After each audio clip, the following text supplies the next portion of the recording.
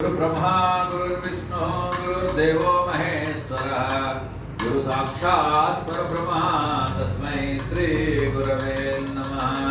अखंड मंडलाकारं व्याप्तं येन चराचरं यत्पदं दर्शितं येन तस्मै श्री गुरवे नमः। अग्रमाल रामकृष्ण गुरुदेवताय नमो नमः। कृष्णं वंदे जगद्गुरोभ्यो नमः। श्री कृष्ण शरणम भगवद्गीता తొలి ఏకాదశి సందర్భంగా గీత సారము. గీత అంటే జీవించే కళ, జీవించేటువంటి ప్రతి క్షణాన్ని కూడా అమృతంతో ఆనందంతో జీవించేటువంటి కళ చెప్తుంది భగవద్గీత. ఈ గీతా విధానాన్ని కృష్ణ ఆచార్యుల వారు యుద్ధరంగంలో చెప్పాడు. యుద్ధరంగంలో ఎందుకు చెప్పాడు అంత ముందు ఎప్పుడు చెప్పాల్సిన అవసరం రాలేదని, యుద్ధం చేసేవాడికి గీత కావాలి తప్ప పిరికి మందరికి గీత అవసరం లేదు దాని అర్థం. అందువల్ల యుద్ధరంగంలోనే ఇస్తారు జీవించే కళ అనేటువంటి. ఈ సంఘర్షణ జరుగుతూ ఉంటుంది ఉభయోర్ మధ్య అంటాడు. మన యొక్క ఆలోచనకి మన శరీరానికి మధ్య ఎప్పుడు యుద్ధం జరుగుతూనే ఉంటుంది. ఈ జరుగుతున్న యుద్ధంలో మనం గెలవాలి అంటే గీతాన్ని ఉపయోగించుకోవాలి. గీతను ఉపయోగించుకోవడం రావాలి తప్ప చదవడం వల్ల లాభం లేదు. ఆ భావన చక్కెర తీయగా ఉంటుంది, చక్కెర తీయగా ఉంటుంది, చక్కెర తీయగా కలిసారి చదివిన పెద్ద లాభమే ఉండదు. చక్కెర నోట్లో వేసుకుంటేనే అనుభూతిని పొందుతారు. అందువల్ల ఈ రోజున మనకి గీతలో మొట్టమొదటి ఆహారం అని చెప్తాడు, సాత్విక ఆహారం. ఈరోజు అది చెప్పుకుంది ఏకాదశి కాబట్టి అందరూ ఉపవాసాలు ఉంటారు కాబట్టి ఈ ఆహారం సాత్విక ఆహారం ఇప్పుడు లభించదు కలియుగంలో. ఎందుకు కలియుగంలో ఆహారం లభించదు? ఒకటి రుచి ఉండదు, రెండోది సాత్వికత ఉండదు. అమ్మేవాడు అమ్మే భావంతో అమ్ముతాడు, కొనేవాడు కొనే భావంతోనే కొంటాడు. పూర్వం ఆ భావనలు లేవు కాబట్టి సాత్విక ఆహారం. గోవు సంపుష్టిగా పాలు తాగిన తర్వాత, దూడ పూర్తిగా తాగి పక్కకి వెళ్ళిన తర్వాత పిండుకునేదాన్ని సాత్విక ఆహారం అంటాం తప్ప దాన్ని పీకేసి పక్కకి లాగేసి ఆ పాలను వ్యాపారులకు అమ్ముకున్న ఆ పాలను మనం తిన్నా, మనం పక్కకి వెళ్ళి ఒంటరిగా తిన్నా, రూపులో తిన్నా, తాగిన సాత్విక ఆహారం కాదు. మరి దాన్ని సాత్వికత ఎలా తీసుకురావాలి అంటే శ్రీకృష్ణ శరణమమ అని మంత్రంతో, రెండోది గాయత్రి మంత్రం శుద్ధి చేసుకోవడం వల్ల చేయగలం తప్ప సాత్వికతని తీసుకురా. సాత్విక ఆహారం ఎప్పుడైతే తినవో సాత్విక ఆహారం, వైస ఆహార్ జైసా విచార్, ఇది సిస్టమ్.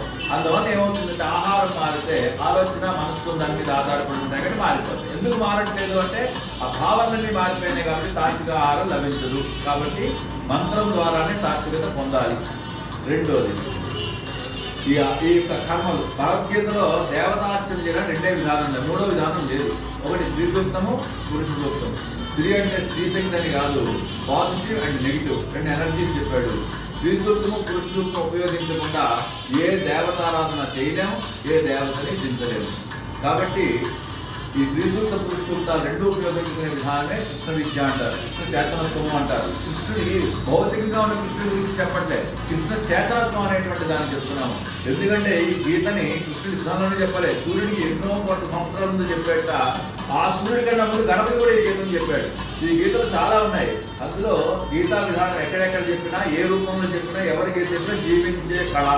ఈ కళలు పరిపూర్ణంగా ఉన్న వ్యక్తి కాబట్టి, 16 కళలు పరిపూర్ణంగా వ్యక్తి కాబట్టి కృష్ణ చేతనత్వాన్ని గురువు, జగద్గురువు అంటారు. కృష్ణుడి యొక్క రంగు బ్లూ, ఆయన నిజంగా బ్లూ ఉన్నాడో లేదో తెలియదు, కానీ బ్లూ కలర్ను ఉపయోగించుకోవడం వల్ల ప్రేమతత్వం పెరుగుతుంది.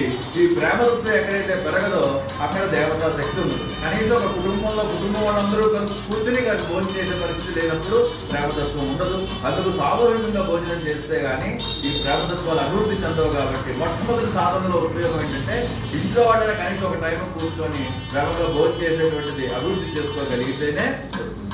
మనకి శుక్రవారం అన్నదానాలన్నీ ఇక్కడ ఉంటాయి కాబట్టి అందరూ వచ్చిన వాళ్ళు మనస్ఫూర్తిగా ప్రేమగా చక్కగా అందరూ కలిసి ఒకసారి భోజనం చేసినట్లయితే వీళ్ళు ఆ అభివృద్ధి జరుగుతుంది. కోరికలు వెంటనే తీరిపోతాయి. అదే పెద్ద సమస్య కాదు, కోరికలు తీరడం అనేది చాలా చిన్న విషయం అది. కాబట్టి దానికోసం సాధన చేసి దేవతలు దించుకునే దేవతగా మారే సాధన మనం చేస్తున్నాం. అటువంటి సాధనలకి ఈరోజు ఏకాదశి మార్గనిర్దేశం చేస్తున్నాం. శ్రీ సూక్త పురుష సూక్తాలతో, నారాయణ విష్ణు సహస్రనామాలతో. సహస్రము అంటే అంతము లేనిది అనే నామము. ఆ నామాన్ని మనం పారాయణ చేస్తూ శ్రీచక్ర విద్యలో మొట్టమొదటి వచ్చేటువంటి యొక్క విష్ణుతత్వము, నారాయణ తత్వం అంటే జలం. జలము దానం చేయకుండా, జలం కొరకు ఇవ్వకుండా మనం ఏ కోరికని తీర్చుకోలేము. అంకురింపజేయాలి. జలానికి ఉన్న గుణం ఏంటంటే కిందకి ప్రవహిస్తుంది, పైకి వెళ్ళదు. కాబట్టి ప్రకృతిలో ఉన్నటువంటి గుణాలు ఇవన్నీ చెప్తున్నాడు, భక్తులు ఏం చెప్పట్లేదు. కరెంట్ ఎక్కడ ఉంది? ప్రకృతిలోనే ఉంది. ప్రకృతిలో వాటిని తీస్తున్నాడు తక్కువ. కాబట్టి ఆ కిందకి వెళ్ళేటువంటి ఫ్లో ఏదైతే మనకన్నా తక్కువ చేతనంతో ఉన్న వాళ్ళకి మనం సహకరించే గుణాన్ని నారాయణ తత్వం అంటాము. జై బాల స్వస్తి.